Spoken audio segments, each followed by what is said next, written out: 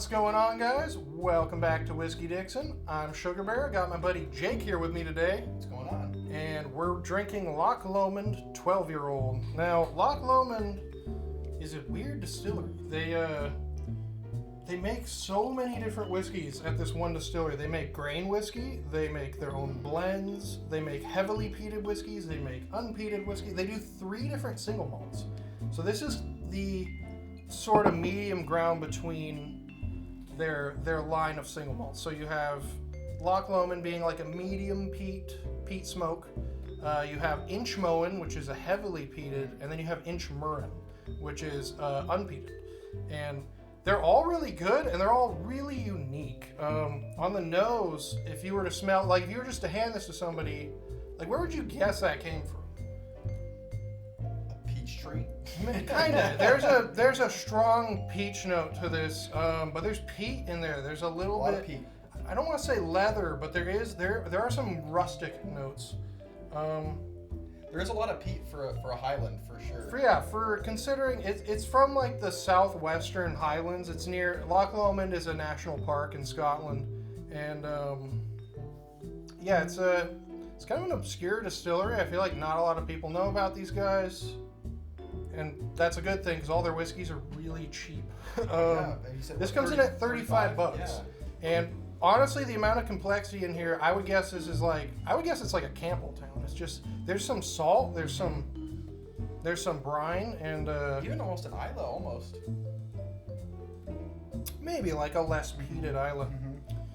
See, the palate is nuts on this. Like it's all over the starts place. Out peaty and then just peach like in your face, just the strongest peach note I think I've ever tasted in any whiskey.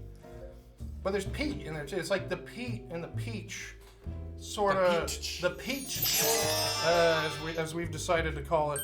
And at 46%, super smooth, very drinkable, very funky whiskey. And I like the mouthfeel a lot too. The nice and oily. Reminds me of the Balmore 15. Salty too, yeah. It's surprisingly salty considering it's not really near the ocean. Mm-hmm.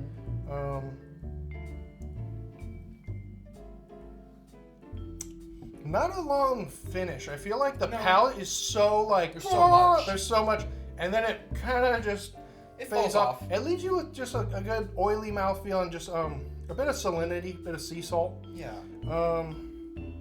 Yeah, it's not a long finish, but it's still $35. Yeah. I can't believe the amount of just complexity and flavor notes you get from a whiskey. But I'm assuming this one's hard to find. I mean, it's just not very common. Yeah. It's just not a name people are that familiar with. I mean, people know the national park, but as far as the distillery goes, yeah, their whiskeys are just because I've never seen not very well known. I mean, you see it here and there, but you probably look it over. It's kind of that's not a very recognizable bottle, to be honest. I mean, it's got the deer on it, so you think like, oh, is this a knockoff of Glenfiddich or something? This is totally different from Glenfiddich. Yeah, 46%, non-chill filtered. Doesn't say natural color, so I would assume. If it doesn't say it, I'm assuming they're adding color to it.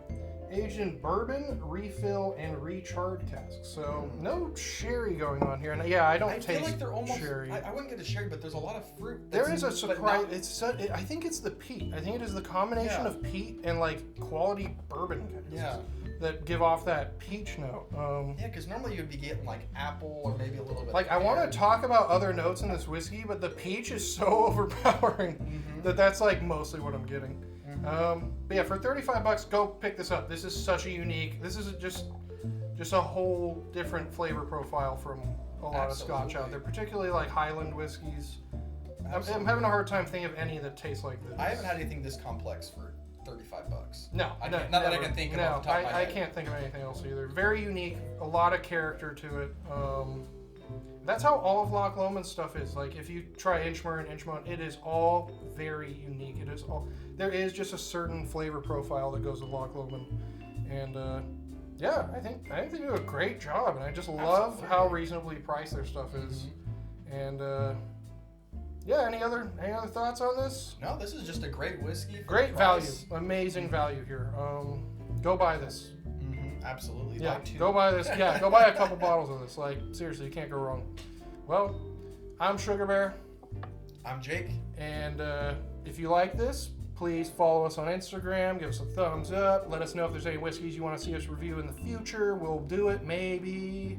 And yeah, until next time, sláinte. Keep on drinking.